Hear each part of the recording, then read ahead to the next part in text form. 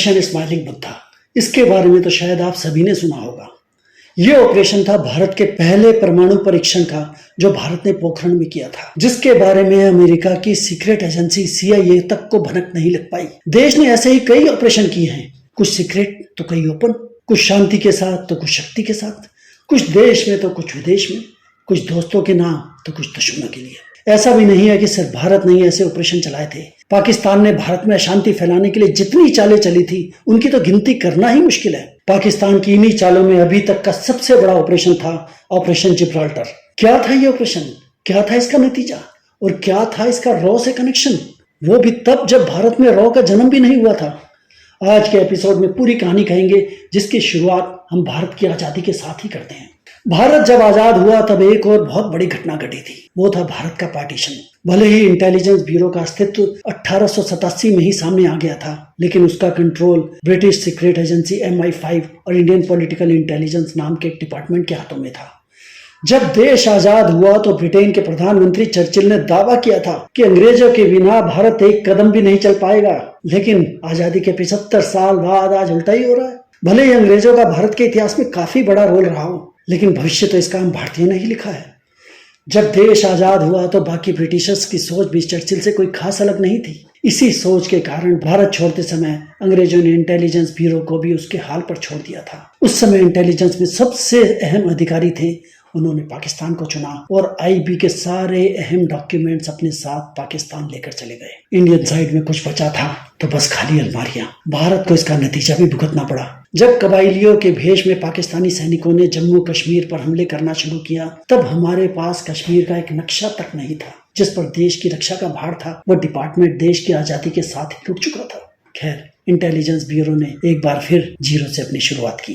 आजाद भारत में intelligence bureau के पहले चीफ बने TG संजीवी पिल्लई। अभी तक इंटेलिजेंस ब्यूरो ही देश की सभी तरह की खुफिया सूचनाओं को इकट्ठा करने का काम करता था, फिर चाहे उसका संबंध देश के अंदर से हो या किसी दूसरे देश से। पिल्लई ब्यूरो के अंदर ही बाहरी खुफिया खबरें लाने के लिए एक अलग विंग बनाना चाहते थे, लेकिन कृष्ण मेनन से उनकी बनी नहीं और संजीवी पिल्लई ब्यूरो को छोड़कर चलते बने। जिसके बाद 1950 में ही ब्यूरो को दूसरे चीफ मिल गए, BN Malik. BN Malik intelligence bureau के जरिए अगले 14 सालों तक देश की लगभग सभी खुफिया एजेंसीज के सर्वे हो गए। मलिक सीधे प्रधानमंत्री को रिपोर्ट करते थे। एजेंसी ने देश के अंदर की खबरें निकालने में भले ही अच्छा काम किया था, लेकिन देश से बाहर की खबरें निकालने में इसने ज्यादा ध्यान नहीं दिया। कमाल की बात तो यह थी कि खुद ब्यूरो ही अपने काम का मूल्यांकन करके खुद को ही नंबर देती थी, यानी ब्यूरो के लिए जो इनपुट्स होते वो खुद ही उन्हें वेरीफाई करती और फिर इनपुट्स की गंभीरता के अनुसार मलिक सीधे प्रधानमंत्री को उनकी रिपोर्ट भेज देते। यही कारण है कि ना कभी ब्यूरो ने चीन के बढ़ते खतरे को समझा, ना उससे जुड़ा कोई खास इनपुट प्रधानमंत्री को दिया और ना ही प्रधानमंत्री को देर तक चीन की तरफ से आते खतरे का कभी एहसास हुआ और वो बेफिक्र होकर शांति के कबूतर उड़ाते रहे। 1962 की गर्मियों में IB को खुफिया जानकारी मिली थी कि चीन भारत पर एक बड़े हमले की योजना बना रहा है। IB को लगा था कि अभी तो सिर्फ बॉर्डर पर बस कुछ झड़पें ही होगी। IB ने यही अपने कच्चे पक्के इनपुट्स प्रधानमंत्री नेहरू और रक्षा मंत्री कृष्ण मेनन को दे दी और चीन ने एक ही महीने में भारत की 38,000 स्क्वायर किलोमीटर जमीन पर कब्जा कर लिया। नेहरू इस शॉक में दुनिया से चले गए। इंटेलिजेंस के इतिहास में इस सबसे बड़े फेलियर ने भारत को अब तक का सबसे बड़ा झटका दे दिया था। सरकार में भी काफी उथल पुथल हुई। लाल बहादुर शास्त्री देश के दूसरे प्रधानमंत्री बने, बातें बहुत हुई। दूसरे देशों की जासूसी के लिए अलग संस्था बनाने की बात भी हुई, लेकिन एक्शन में बस डेंटिंग पेंटिंग से आगे कुछ खास नहीं हो पाया और 1964 में IB को देश का तीसरा चीफ मिल गया। अब भारत को छेड़ने की बारी पाकिस्तान की आई थी। आजादी के बाद से ही पाकिस्तान कश्मीर को हथियाने की फिराक में था। भारत अभी चीन के झटके से उबर भी नहीं पाया। उसी समय पाकिस्तान ने एक साथ दो मौकों का फायदा उठाते हुए कश्मीर को कब्जाने के लिए गुपचुप तरीके से ऑपरेशन जिब्राल्टर चलाया।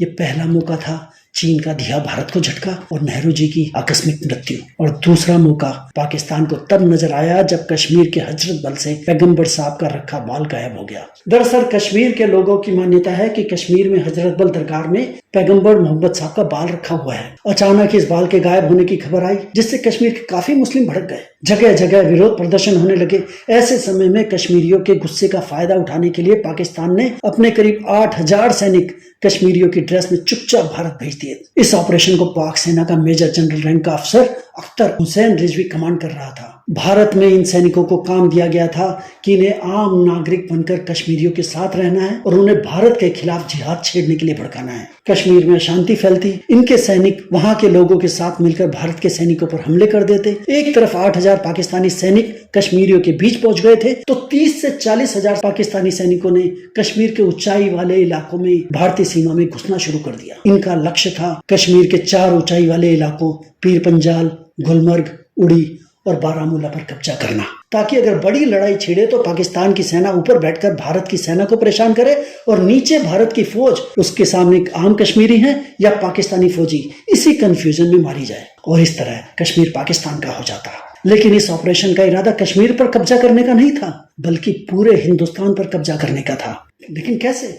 इसके लिए पहले आपको यह जानना होगा कि पाकिस्तान ने अपने इस ऑपरेशन का नाम ऑपरेशन जिब्राल्टर ही क्यों रखा, जबकि ये शब्द तो कहीं से भी पाकिस्तानी लगता ही नहीं है। दरअसल जिब्राल्टर स्पेन के नीचे 3 तरफ पानी से घिरा हुआ एक टापू जैसा इलाका है। जब यूरोप जीतने के लिए अरबी सेना यूरोप की तरफ बढ़ी थी, तब जिब्राल्टर में ही अरब देशों की सेना ने उसे अपना पहला पड़ाव बनाया था और यहीं से निकलकर उन्होंने पूरे स्पेन को जीत लिया था। पाकिस्तान के इस मिलिट्री ऑपरेशन का नाम जिब्राल्टर रखना बताता है कि पाकिस्तान को लगता था कि अगर एक बार उसने जिब्राल्टर यानी कश्मीर पर कब्जा कर लिया तो पूरे स्पेन यानी भारत पर भी अधिकार कर लेगा। पाकिस्तान की ये प्लानिंग कोई नई नहीं थी, बल्कि उसने ये प्लानिंग जूनागढ़, हैदराबाद, लक्षद्वीप और कश्मीर हारने के बाद 1950 के आसपास में ही शुरू कर दी थी। लेकिन वो बस इसे अंजाम तक पहुंचाने के लिए सही मौके का इंतजार कर रहा था। इस ऑपरेशन से पहले पाकिस्तान ने जमीनी कार्य, खुफिया जानकारी जुटाने के लिए, घुसपैठ करने के लिए, सीमा की पहचान करने के लिए उससे पहले ऑपरेशन नुसरत भी चलाया था, जो एक तरह से ऑपरेशन जिब्राल्टर का ही शुरुआती हिस्सा था। पाकिस्तान को पूरा विश्वास था कि उसका यह ऑपरेशन तो फेल हो ही नहीं सकता, लेकिन हुआ। सिर्फ फेल ही नहीं हुआ बल्कि बुरी तरह फेल हुआ, क्योंकि पाकिस्तान को अंधविश्वास था कि इस स्थिति में कश्मीर के मुसलमान भाई तो उन्हीं का साथ देंगे। लेकिन ऐसा हुआ नहीं। आम कश्मीरियों ने खुद भारतीय सेना को सीमा पार से आए हुए पंजाबी बोलने वाले सैनिकों की जानकारी दी। उस पर भले ही इंटेलिजेंस ब्यूरो पाकिस्तान के ऑपरेशन जिब्राल्टर के शुरू होने का इनपुट नहीं दे पाया, लेकिन अपने ही कश्मीर में आईबी कमजोर नहीं रही।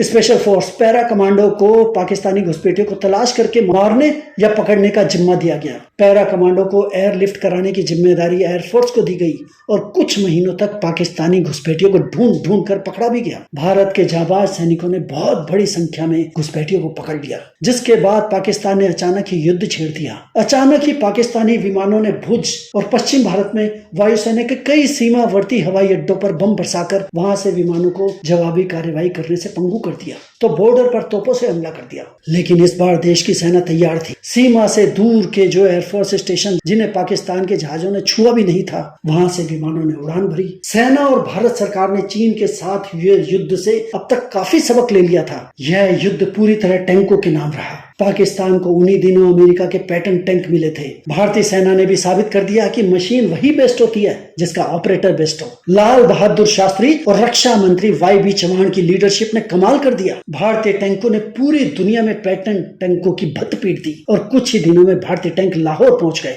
भारत और पाकिस्तान दोनों ने ही अपनी अपनी जीत के दावे किए और वो आज भी करते हैं। युद्ध तो हम जीत गए थे, लेकिन ये भी सच है कि भारत को भी काफी नुकसान उठाना पड़ा था। भारत का एक बार फिर अपनी कई खामियों से सामना हुआ, जिनमें से सबसे अहम था ऑपरेशन जिब्राल्टर और पाकिस्तान की युद्ध की तैयारी को लेकर इंटेलिजेंस फेलियर। एक के बाद दूसरा इंटेलिजेंस फेलियर, एक के बाद दूसरा युद्ध और एक के बाद देश ने दूसरा प्रधानमंत्री खो दिया। लाल बहादुर शास्त्री के बाद इंदिरा गांधी प्रधानमंत्री बनी और पहली बार इंडियन इंटेलिजेंस में बड़ा डिसीजन लिया गया। अभी तक आईबी ने देश के अंदर की खुफिया सूचनाएं लाने में भले ही अच्छा काम किया था, लेकिन बाहर की गुप्त खबरें लाने में वो मात खा गई थी। एक बार फिर बहुत माथापच्ची हुई। तय हुआ कि बाहर की खुफिया सूचनाएं लाने का काम मिलिट्री इंटेलिजेंस को दिया जाए, लेकिन इसमें भी कई लिमिटेशंस थी। इंदिरा ने इंटेलिजेंस के इस रूट कोच को समझा और इंटेलिजेंस ब्यूरो से देश से बाहर की खुफिया सूचनाएं लाने के काम को अलग कर दिया। सिर्फ काम ही नहीं, अब जो नई संस्था बनी उसमें बहुत कुछ अलग था और आईबी से कई तरह के डिफरेंसेस के साथ अक्टूबर 1968 को रॉ का जन्म हुआ।